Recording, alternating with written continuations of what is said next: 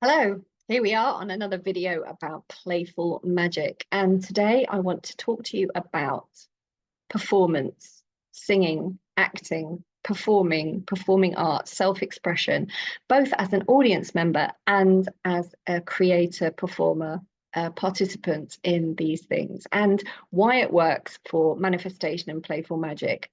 Because at the end of the day, manifestation and playful magic is about energy and frequency. It's about playfulness and fun. It's about creativity, and it's about letting life force energy flow through you. And I'm sure you know that listening to music and going to the theatre and being invested in cultural creative activities is really good for our neurological wiring. It's really good to help our imagination. It's really good to make us feel part of the community, a collective experience, collective joy, collective exuberance, collective effervescence, whether we're at a festival or whether we're watching some fringe theatre. You know, it can stimulate our emotions. If it's done well, we really feel like we're genuinely in there. And I really love live performance. Like I used to go and watch a lot of cinema. And lately, because partly of the city I live in, there's loads of opportunities to go and see really great live performance for not a huge amount of money, is being in that energetic space with somebody who's put their heart and soul into something, whether that's comedy or music or a kind of fringy sort of cabaret or improv, which I do. And just the sheer delight of people getting on a stage or in a space and performing just for the entertainment of other humans, I just think is such a marvelous thing. And it gives me hope for the world when I just think about, we've paid some money to come and watch these humans doing this thing that they've practiced doing, and we're all in this experience together, but we all see everything through our own filters and our own energy and our own beliefs and our own experiences. But as a collective, I just love that. And I remember when we'd been in lockdown for a while, and I went to see one of my favorite shows, Hairspray, at the theatre afterwards, and I was so excited about going. I went with my old singing teacher and her mum, who was about my age, and we went to an afternoon matinee, and just being in the queue to go in the theatre and getting into the theatre and hearing like the buzz of the audience. And we were all, it was pretty new that theatres were open at that point, and just like thinking, oh my God, I've missed this so much, being in this sort of anticipation.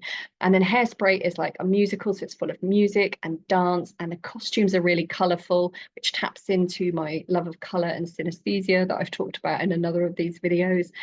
And just the whole, you know, the energy, the delight, the joy, the story. It talks about politics, it talks about race, it talks about people's size, and it talks about relationships, and it's like there's a whole load of stuff in that musical.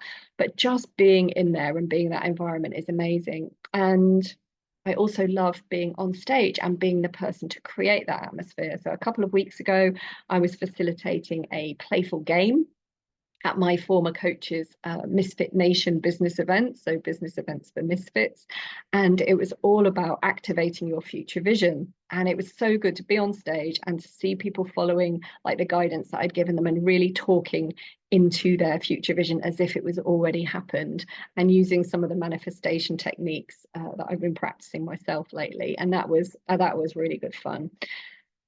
Also music, and you know, music can soothe our nervous systems, it can activate our nervous systems. The lyrics can be like mantras or spells. They go deeply into our unconscious mind, and they also link us back to memories from the past. Like there's all sorts of ways we can use music. And I think there's a lot of systems and structures set up for manifestation. You do this, you do that. A lot of it's about writing, and a lot of it's very static. And in this little series, I wanted to talk about other things like getting up and doing improv, or going for a walk, or, you know, listening to music, something that is just pleasurable and great, but we can use it for the manifestation. So there's quite a lot of songs out there at the moment that are written for manifestation. Mostly, I think they're AI created because they are pretty tedious after a while, but they've got great lyrics in them, motivating lyrics. But there might be songs that you really love that you go, oh, if I play that song, I feel absolutely great.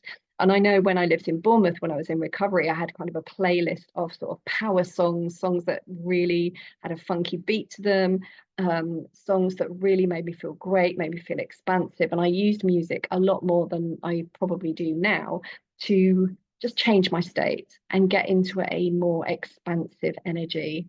So using music and using theatre and performance and the performing arts and being in that collective experience as a way of, it's all about raising our frequency. It's about knowing what's possible. And I just think as well, when I see amazing people on stage or performing or doing it, like the top actors and singers like Ray, she did this live at the Albert Hall thing, and I've watched it a few times and I cry every single time because this woman, her voice is amazing. She's written these heartfelt songs about all sorts of topics like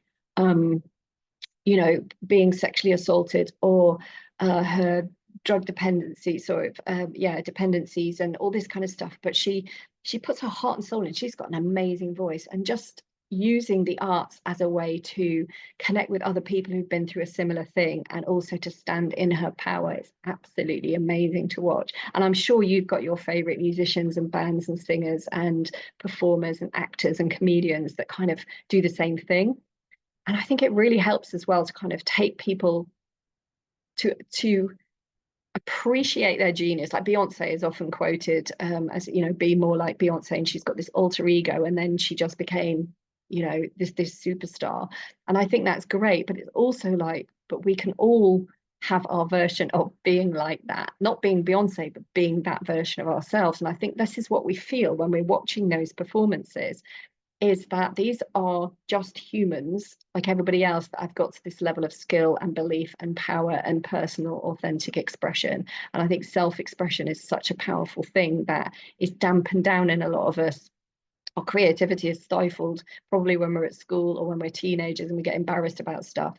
And actually being back in that self-expression and letting things come through us and out of us and being creative in whatever way that we enjoy being creative is such a powerful thing to shift, life force, to shift our energy out and to have those ripple effects if we're the one creating it for an audience. So it could be something like getting on a video, sharing a reel, doing something online. It could be being on stage. It could be reading a poem that you've written. It could be painting. It could be, it's about letting that creativity flow through us and